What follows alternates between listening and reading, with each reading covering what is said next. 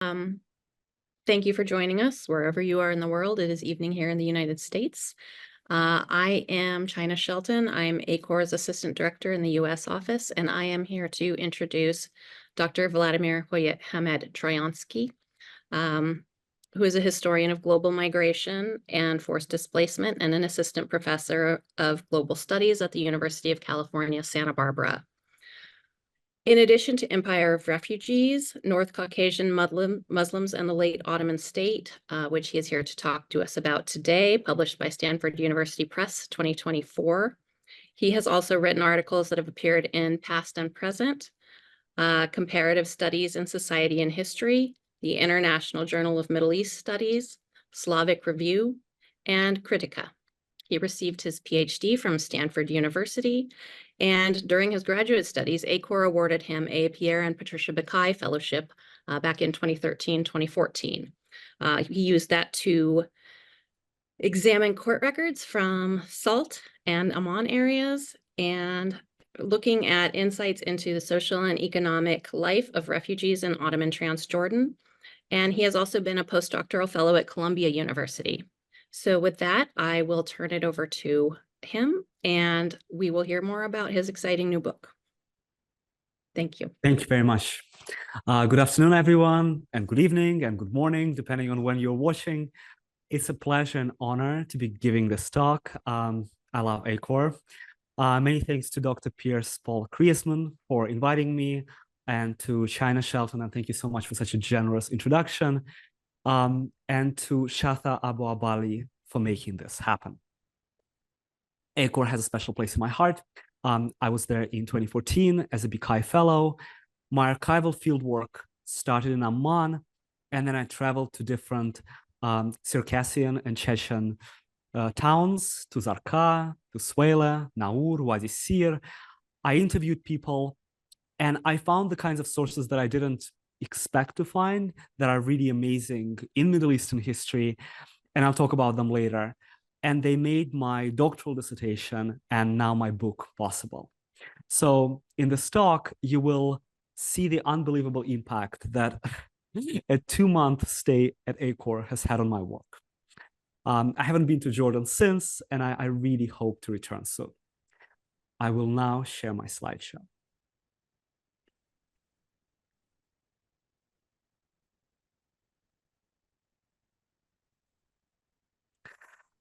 Today, I'll talk about my first book, Empire of Refugees, North Caucasian Muslims and the Late Ottoman State, published by Stanford University Press in February 2024. Empire of Refugees is a transnational history of migration. It focuses on the displacement and resettlement of about 1 million refugees. It examines how Muslim refugees transformed the late Ottoman Middle East and the late Ottoman Balkans, and how the two empires, the Ottoman Empire and the Russian Empire, managed Muslim migration. And I will start with the story of one family. In 1890, two half-brothers, Fuat and Jivat Hutat, eagerly expected the arrival of their mother, Hanifa Hanım, from Russia. 10 years earlier, the two men had left their native Circassia in the Northwest Caucasus and now lived in Istanbul. The eldest brother, Fuat, was about to graduate from the prestigious Ottoman Military Academy. The youngest, Jivat, was a lawyer looking for a job. They both were Circassian refugees from Russia and survived an ethnic cleansing of their kin by the Russian military in the 1860s. Their mother, Hanifa Hanım, safely arrived and registered with the Ottoman Refugee Commission, an agency tasked with resettling Muslim refugees throughout the Ottoman Empire. The brothers petitioned the Refugee Commission to allow their mother to join them in Istanbul, but the government settled her and the rest of the family in a refugee camp in southern Anatolia, near Adana. Jivat moved there to be with his relatives. Fuat stayed in Istanbul to finish his studies. This upper-status Circassian refugee family began a long quest to find a perfect settlement place for them to rebuild their lives in the Ottoman Empire. I know this story because a descendant of Jivat, 130 years later, kindly shared with me 58 letters in Ottoman Turkish that Fuat, the older brother, wrote to Cevat, his younger brother. And those letters were spanning the Caucasus, Istanbul, various places in Anatolia, and Greater Syria. The family kept the letters all these years. So today we will follow this refugee family on their journey, and it will frame the discussion of the book and the history of refugee migration in the Ottoman Empire. Empire of Refugees has 7 chapters. The first 2 provide a bird's eye view on trans-imperial migration. Chapter 1 focuses on the Russian side of the border, and it explains why so many people became refugees from the Russian Empire. Chapter 2 focuses on the Ottoman side of the border and provides a grand narrative of Ottoman migration and refugee policies. It explains how the Ottomans constructed a refugee regime. The next 3 chapters are regional. They are microhistories of refugee resettlement in different parts of the empire, respectively in the northernmost area of refugee settlement in the Balkans, in the area called Dobruja, now split between Bulgaria and Romania, in the very middle of Anatolia, in the area called Uzun Yayla, and in the southernmost area of refugee resettlement in the Ottoman Empire, which was Jordan. The final chapters of the book are thematic, and they examine different strategies that North Caucasian refugees took to survive. Chapter 6 reconstructs step by step the making of the North Caucasian diaspora, from agreeing on an alphabet for different North Caucasian languages to political advocacy in Istanbul.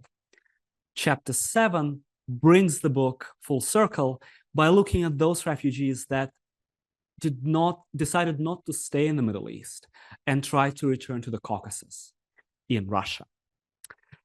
So now let's turn to the historical context. By the mid-19th century, the North Caucasus, a mountainous region in the a mountainous region between the Black Sea and the Caspian Sea, had a majority Sunni Muslim population. Most people who would end up as refugees in the Ottoman Empire belonged to the following ethnic groups. Circassians living on the Black Sea coast, Western Circassians. Eastern Circassians were living higher up in the uplands. Abkhazians living on the Black Sea coast between Western Circassians and the Georgians. Then Karachais, Balkars, Ossetians, English and Chechens, who were living in the high uplands and river valleys in the middle of the mountains. And about 30 different ethnic groups, collectively known as Dagestanis, on the Caspian coast. Most of the communities in the North Caucasus speak languages that are unrelated to Indo-European, Turkic, and Semitic language families. Most languages in the region are from the Northwest and Northeast Caucasus language families. They're unique to the region, and the languages are also mutually unintelligible with each other. The dominant literary language in the region in the 19th century was Arabic, despite not being native to anyone in the Caucasus. Before the 19th century, communities in the North Caucasus were autonomous, and they were not part of the surrounding empires of Russia, of the Ottoman Empire, or Iran. Russia completed the conquest of the region by waging the so-called Caucasus War against local indigenous Muslim communities. And in the final years of the war, in 1863 and 1864, the Russian army carried out an ethnic cleansing of Circassians. It burned down dozens of Circassian villages. That provoked mass flight of the Circassian population to the coast. Within about 2 years, up to 500,000 refugees, over about 90% of the entire Western Circassian population, fled by boats across the sea to the Ottoman Empire. Since the 1990s, many Circassian activists in diaspora, in the Middle East and elsewhere, and also in the North Caucasus, in the Russian Federation, call for the recognition of these atrocities as genocide. The impact of this displacement was massive. It was the largest ethnic cleansing in Russian imperial history at that point, and it allowed Russia to consolidate its control over the Caucasus. It was also very important for the Ottoman Empire. The arrival of Circassian refugees was the largest refugee crisis that the Ottomans had experienced until then, and one of the largest globally at the time. After the Caucasus War, after 1864, Muslim emigration from Russia to the Ottoman Empire continued. Emigration extended to virtually every ethnic and social group in the region. Much of the emigration stemmed from dispossession.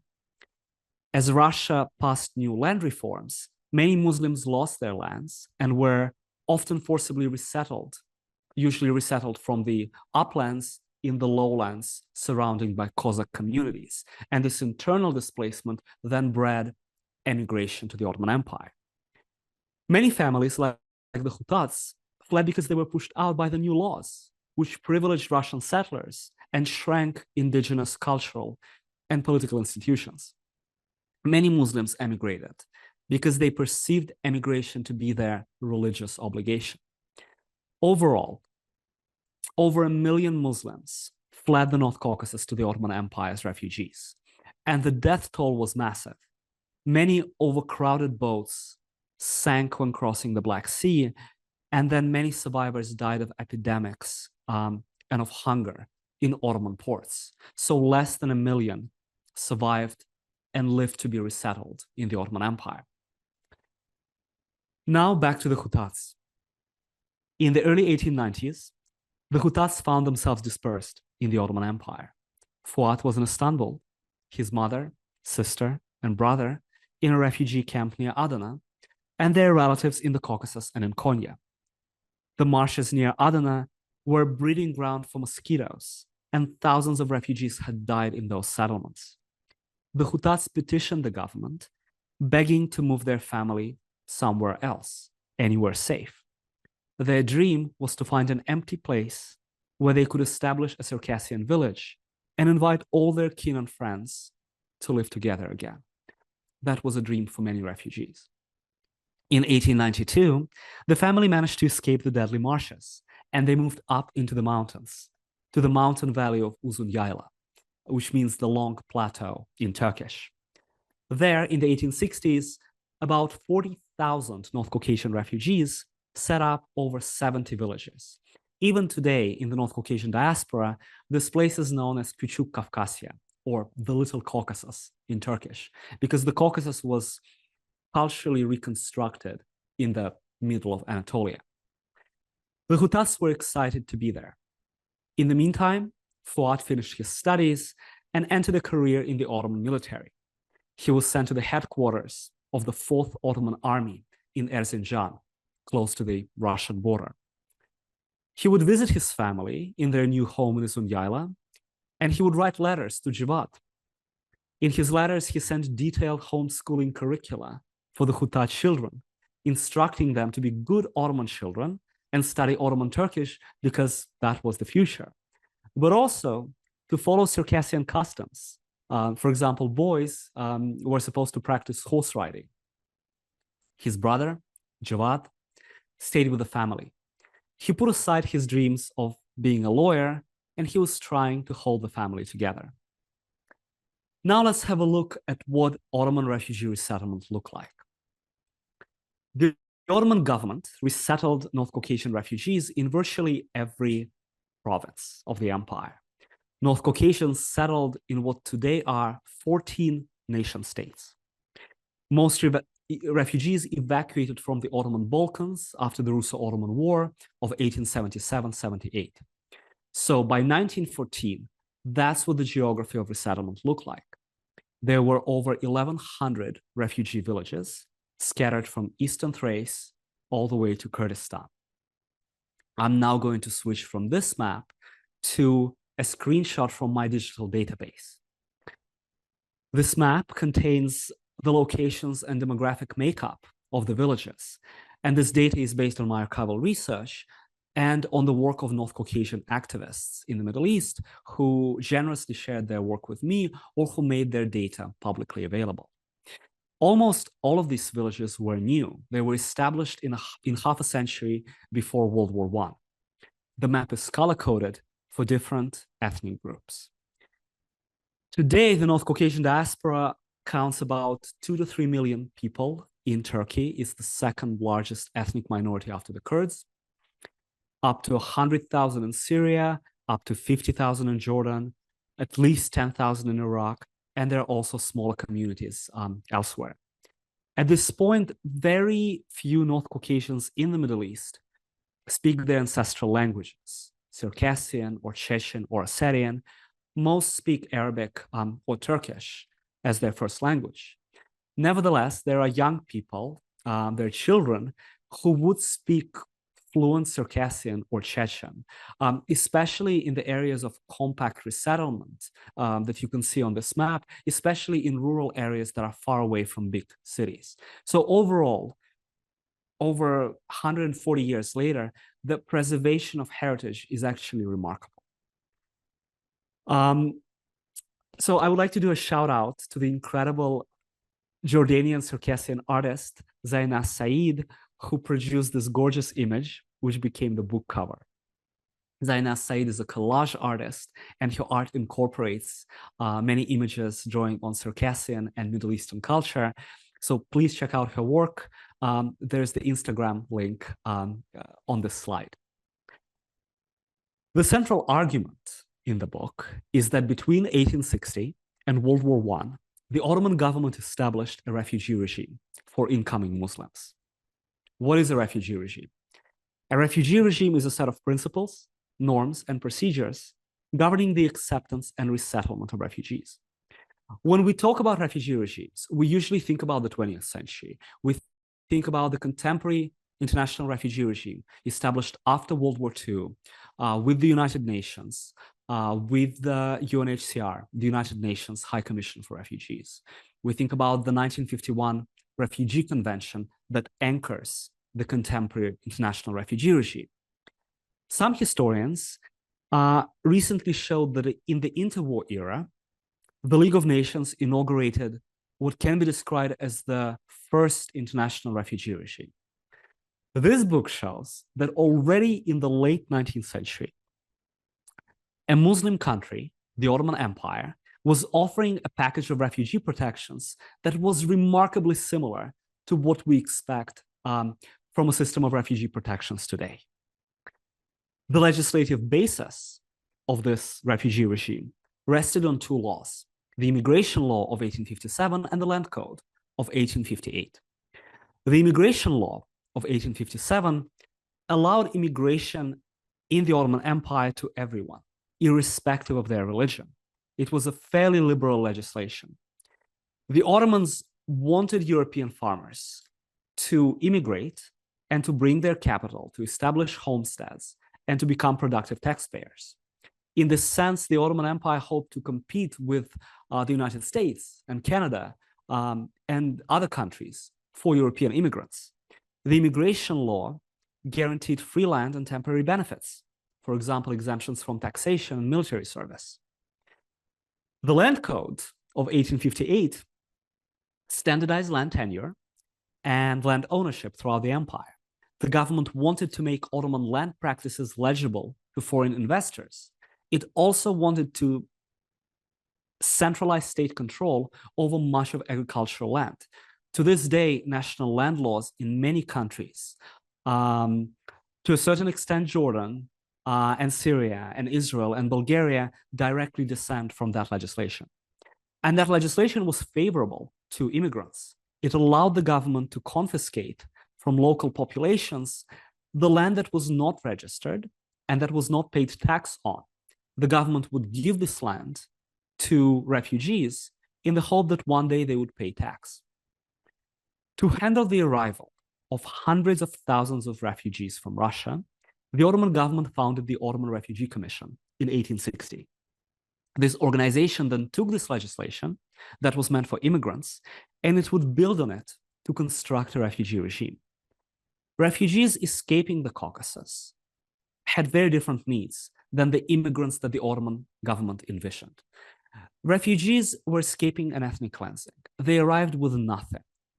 They needed immediate help to survive. There was a horrendous humanitarian crisis in Ottoman ports. So the Refugee Commission, in addition to exemptions, provided subsidies to refugees, financial aid, and food, grain, to survive the first couple of years. The Ottoman Refugee Commission over the next half century evolved into one of the world's largest resettlement agencies. It resettled anywhere between 3 and 5 million Muslim refugees, mostly from Russia and the Balkans. The ideological basis for this refugee regime was the Ottoman empires, as the Ottoman caliphates, responsibility to protect Muslims wherever they lived. At the core of this refugee regime was the idea of hijrah. Hijrah is the journey of the Prophet Muhammad from Mecca to Medina in the 7th century. Late in Islamic history, this concept came to mean the migration of Muslims living in a territory under non-Muslim rule to a Muslim territory, and it was widely interpreted as a religious obligation, a journey one must take to preserve their faith. In the 19th century, Hijrah became an anti-colonial movement, with Muslims fleeing European conquests and occupations, primarily to the Ottoman Empire, to the Caliphate, and to the strongest surviving sovereign Muslim state. Muslim refugees call themselves muhajir, which can be translated into English as refugee, immigrant, and emigrant. In the 19th century, this term had a very strong religious heritage. Muslim refugees from the Caucasus and also from Crimea and from the Balkans almost exclusively use this term to refer to themselves and to communicate their needs to the Ottoman state. The refugee regime was for Muslims. In that sense, it is different from refugee systems that we have today, that on paper are secular and structured around citizenship in a nation state and around international commitment to reduce statelessness. The Ottoman refugee regime had a genealogy rooted in Islamic history, and it was based around the Ottoman guarantee of protection of Muslims suffering religious persecution. The Ottoman refugee regime guaranteed admission and resettlement to any displaced Muslim. In the meantime, the Ottomans still had the immigration system through which non-Muslim immigrants, foreign Christians, and foreign Jews could enter the Ottoman Empire. But non-Muslims were not resettled by the Refugee Commission. They were not granted refugee subsidies, and their admission was not guaranteed. They had to negotiate it directly with the Ottoman government. This refugee regime was serving the Ottoman state. The Ottomans were using Muslim refugees for different purposes, depending on where they settled them. And there were several objectives during refugee resettlement. So one objective was to increase the rural and farming population in the empire. Refugees were expected to become farmers. They were settled exclusively in the countryside. They were supposed to boost agricultural production. The second objective was to bring nomadic territories in Anatolia and in Bilad al-Sham under Ottoman control. The Ottomans wanted to extend their sovereignty into territories that the Ottomans had claimed they controlled, but they didn't really control. And then finally, after 1878, after the Treaty of Berlin, the Ottomans were using Muslim refugees to alter demographic ratios in the borderlands. Specifically, they wanted to increase Muslim populations in Greek and Armenian areas, in Western, Central, and Eastern Anatolia. And this is an important point. Ethnic cleansing and humanitarianism often go together. We imagine them as complete opposites, but they complement each other by design. In the Ottoman case, the resettlement of Muslim refugees went hand in hand with the displacement of Ottoman Christians, especially after 1878, especially in the 1910s. By the time of World War I, the Ottoman government intended for Muslim refugees to move into the homes and to take the lands of Christians, many of whom were murdered in the Armenian genocide. Now let's zoom back into the 1890s. The Khutats were growing concerned about their settlement in the mountains of central Anatolia. They were worried about the deterioration of security because the economy of the valley was failing. It was too cold, too mountainous, and too isolated from any roads. So they started looking for another place. Fuad wrote letters to his friends, other refugees settled in different places in the empire. In his letters to Javad, he discussed various options that the family had. They wanted to buy land, and they considered buying land in Konya, in central Anatolia, near Trabzon, in the northeast, in Malatya, in eastern Anatolia, and even near Istanbul. The Hutat's search for a perfect location in exile ended with an unexpected invitation. Javad, the younger brother, received a letter from the family they used to know in the Caucasus.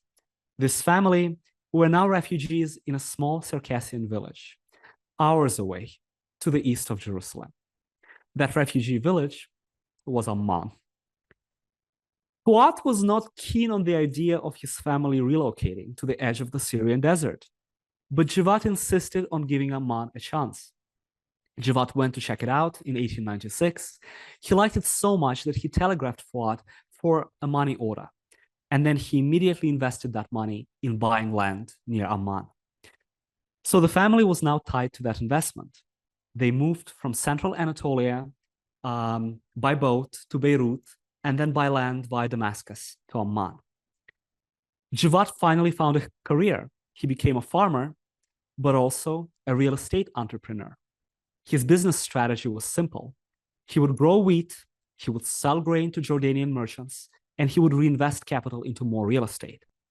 His brother Fuad, who remained in eastern Anatolia to keep his military career, became a supporter of his family's settlement in Jordan because he spoke to his military superiors and they told him that one day the Ottomans might build a railway there. He wrote many letters to his brother saying, and I quote, "However much you can save, put it back into the soil immediately. That is, turn it into real estate. When there's an opportunity, try to add more land to your estate." He kept going. There is nothing more valuable than land to get by in this world. The Hutats were not alone in their excitement about Jordan. Jordan was the southernmost area of refugee resettlement in the Ottoman Empire. The first Circassians arrived there in 1878. By World War I, North Caucasians, Circassians and Chechens, established 8 villages. Circassians settled in the ruins of the Roman theater in Amman and also in the caves near what would become downtown Amman. For the first few years, they were busy trying to survive, and they were building houses. The construction material often came from the Roman ruins, so the antique landscape of Amman slowly faded as refugee village was rising. There were several waves of Circassian immigration. Some people were double refugees who were initially settled in the Balkans and then fled to Jordan. Some people came from settlements in Anatolia, and some people came directly from the Caucasus. In the first couple of decades, Amman had few, if any, non-Circassian residents. So this map and other maps are designed specifically for this book, and I'm very, very proud of them. Notably, 3 of the largest cities in Jordan today were founded by Muslim refugees from the Caucasus. So Amman, also Zarqa and Rusaifa. Amman now has 4 million people. During World War I, it had about 5,000 people, and most of them were Circassian refugees. So how did Circassians and Chechens, these non-Arab newcomers, come to play such an important role in building up Jordan? And what was the Ottoman role in this? By examining local land records, I found that in Jordan, refugees received generous allotments of free land in accordance with the Ottoman refugee regime. And the Ottoman government consistently backed the refugees' right to that land, backed it in courts and through local police force, whenever local communities were challenging refugees' right to the land. Refugees also actively used the Ottoman Land Code of 1858 to register and buy as much additional land as they could. And refugees carefully recorded their transactions in new governmental land registries. One was established in Salt in the 1890s, and also in the Sharia courts. Refugees throughout the empire were entrenching the new Ottoman land code, indirectly helping the Ottoman government to centralize its control over the land and to enforce taxation. Refugees also benefited from the Hijaz Railway. The railway was built by the Ottoman government. This was the only railway in late Ottoman history built solely on Ottoman capital. It was a prestige project for the Ottoman government. It connected Medina to Damascus and then to Istanbul. So it was primarily intended for the pilgrimage, for the Hajj. The railway increased external interest in the region, and Palestinian and Syrian merchants arrived to buy local wheat. Some of the wheat was produced by refugees themselves. Some of the wheat Circassians bought from the Bedouin and then resold it to Levantine merchants. Circassians then started selling and renting their properties to these merchants. This table represents the sale of all shops in Amman in the late Ottoman period. All shops or all small businesses in the Circassian village were sold by Circassians to other Circassians or to the incoming Arab merchants. So we can see in this table that from after 1903 is when the Hijaz Railway connected Damascus to Amman. After 1903, the number of shops that were sold increases significantly. We can also see that Syrians and Palestinians arrived in this part of Jordan, which was now economically attractive and safer than before. These Palestinian and Syrian merchant families purchased businesses, but they also purchased houses. They settled in Amman, and they became the commercial elite of Amman, and since World War I, also of Jordan. Javad Khutat also expanded his real estate business into shops. He bought 4 stores in downtown Amman, and each store cost 500 kurush in the late 1890s. 15 years later, the average price of a store was 7,000 kurush. The refugee village of Amman was becoming a boomtown on the Ottoman nomadic frontier. As outsiders in this region, Circassian refugees were careful to conclude defensive alliances with local Bedouin communities. They promoted their settlements as marketplaces where different local Bedouin communities and Levantine merchants could come together and trade.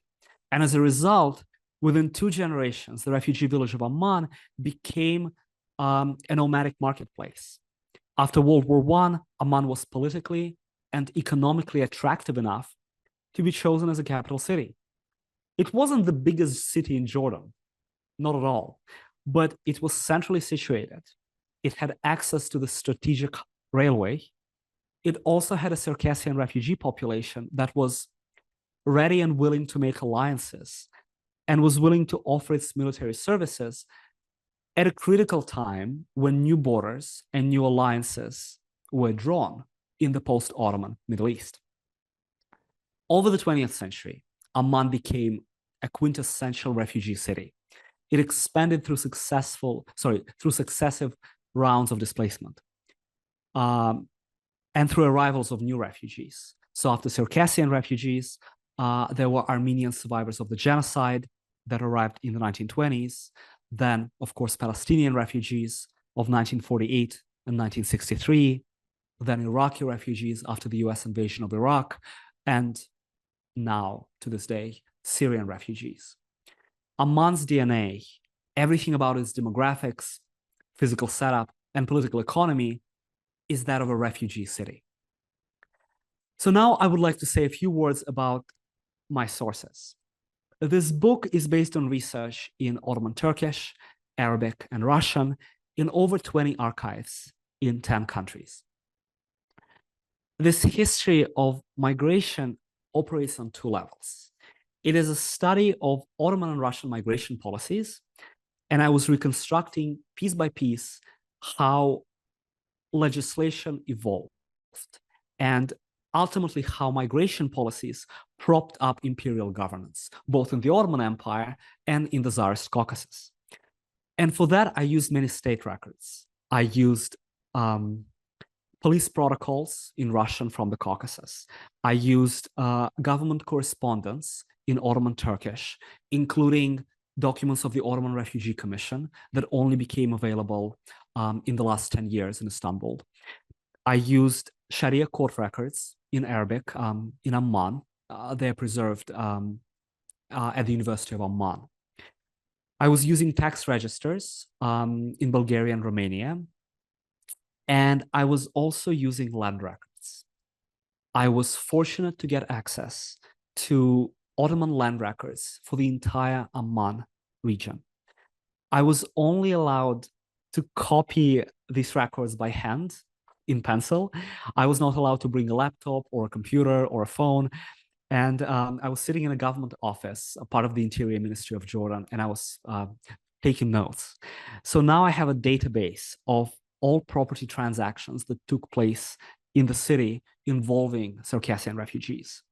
And that allowed me to make estimates about property prices and trace the arrival of Syrian and Palestinian capital in Amman. Through these records, I showed that in Jordan, Circassian refugees were driving this new form of capital accumulation, taking advantage of the favorable Ottoman land code and also tapping into Ottoman Levantine, Transjordanian, Palestinian, and Syrian networks of capital. Empire of Refugees is also a bottom-up history of resettlement.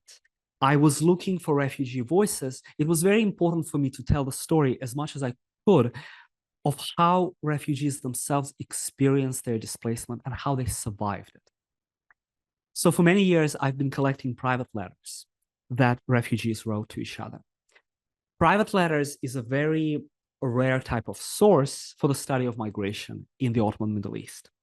And I found letters preserved in family collections, especially in Jordan. So, for example, I have 58 letters, which I already mentioned, generously shared with me by the Hutat family, to whom I'm incredibly grateful. I also found some letters preserved by the Chechen community in Az-Zarqam. So, for example, here on the slide, there's a letter written in Arabic of a Chechen refugee from Dagestan who has been corresponding with his families that was left in Dagestan in the Caucasus. And they were sending letters through pilgrims that were traveling from the Russian Empire all the way to Mecca. And on the way to Mecca, they would deliver letters to Chechen refugees. And on their way back from Mecca, they would collect responses and bring them to Dagestan. I also looked at hundreds of petitions that refugees wrote. Some refugees wrote petitions to the Russian government before emigration, but most petitions were written to the Ottoman government during the resettlement process. Petitioning was an important part of the Ottoman refugee regime. Refugees expected officials to hear them. It was important for them to know that someone is listening. And they were making different types of requests depending on what kinds of needs they had. They were writing petitions to district governors, provincial governors, the Refugee Commission in Istanbul, the palace, the Grand Vizier, and the Sultan himself. So petitioning was an important part of this Ottoman refugee regime. And when I was in Jordan, I was also conducting interviews with descendants of Circassian and Chechen refugees. I was also conducting interviews in Turkey.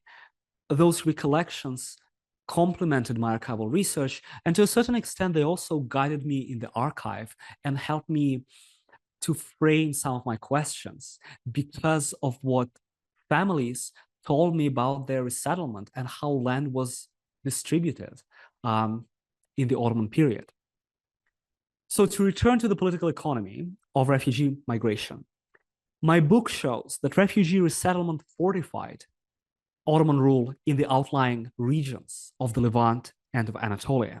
It also accelerated the collapse of the Ottoman Empire in the Balkans. Historians explain the disintegration of the Ottoman Empire in two main ways. First, it's through geopolitics, because the Ottoman Empire kept losing wars. The 1877-78 war to Russia, the Balkan Wars to the Balkan states, and then World War I. And the second way to explain the disintegration of the Ottoman Empire is through cultural forces like nationalism and sectarianism that destroyed the fabric of Ottoman society and how people related to each other and to the state. This book adds Muslim refugee resettlement to the mix. I show that it had a profound impact on reinvigorating the empire in some regions. Yes, the empire collapsed, but the empire also got stronger in certain aspects in some parts of the Middle East, notably in nomadic areas, for example, on the nomadic frontier in Jordan. For the Ottomans, Muslim refugees were a way to prop up their sovereignty, to consolidate state control over the land, and if all goes well, also to grow the economy. So what happened to the Hutats? Javad and his family stayed in Jordan. Javad dusted off his legal training, he improved his Arabic, and became an attorney for the Circassian refugees in Amman. Another family history that I tell in the book is that of the richest person in the Eastern Balkans, the richest person in Amman.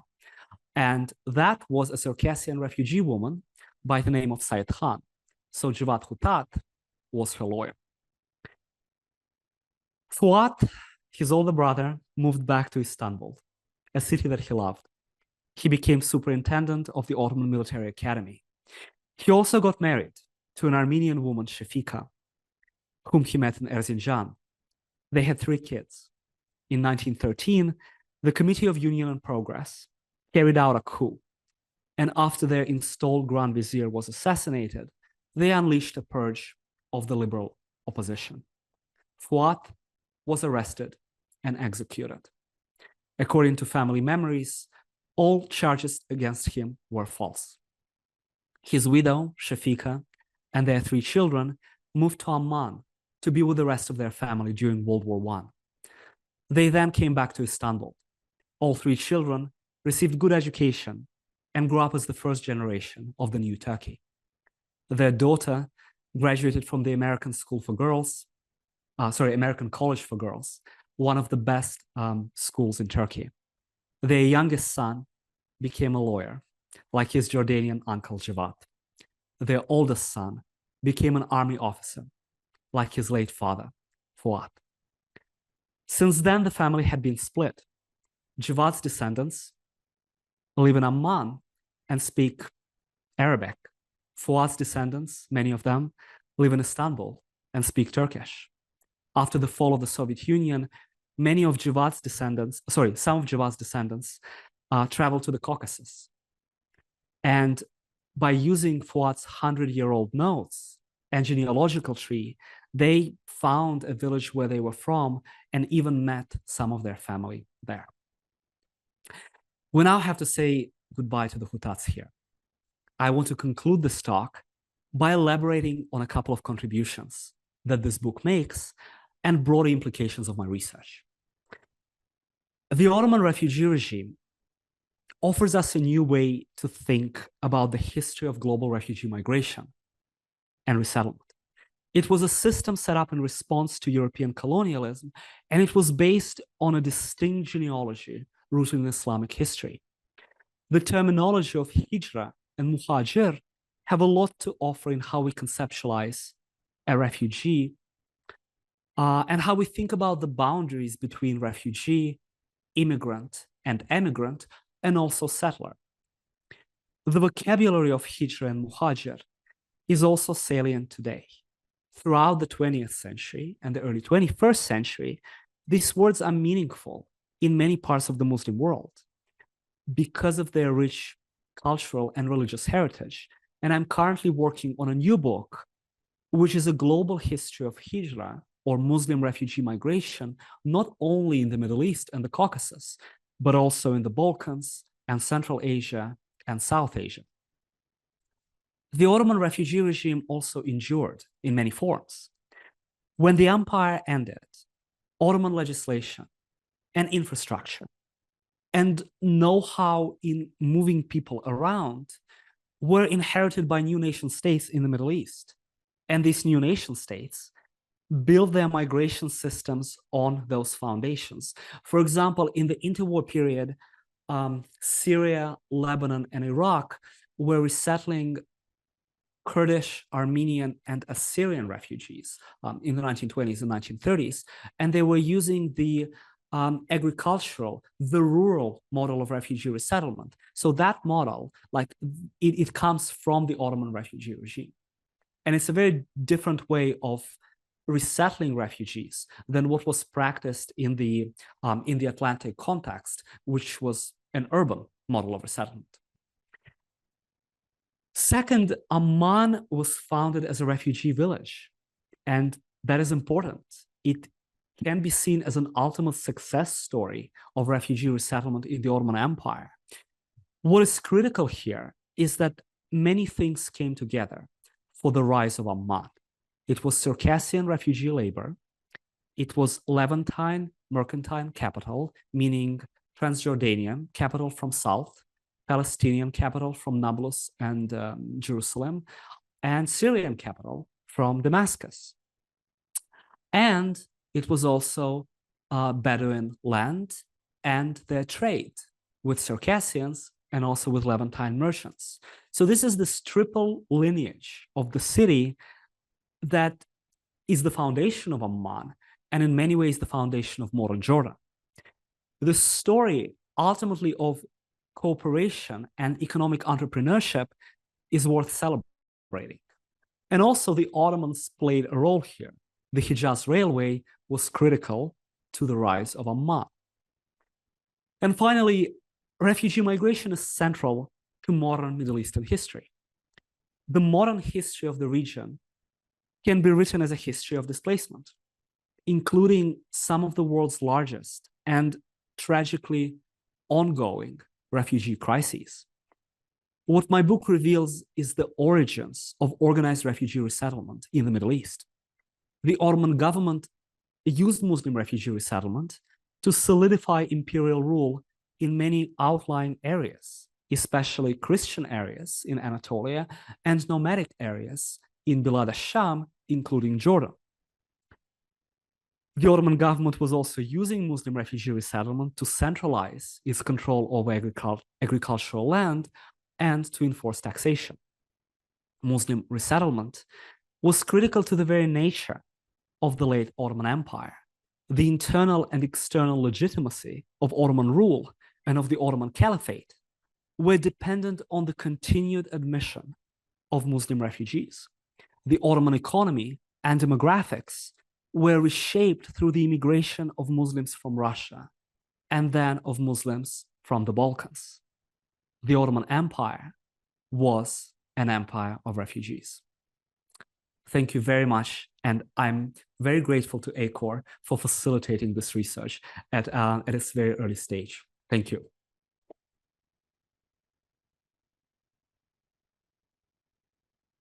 Okay, well, it doesn't look like we have any questions. I'll wait just a moment. But other than that, I think we can conclude. And thank you very much, Vladimir, for your very interesting talk and for sharing your research with us. Thank you very much. It's been a pleasure. Thank you. Okay. Have a good day. Thank you. Have a good evening.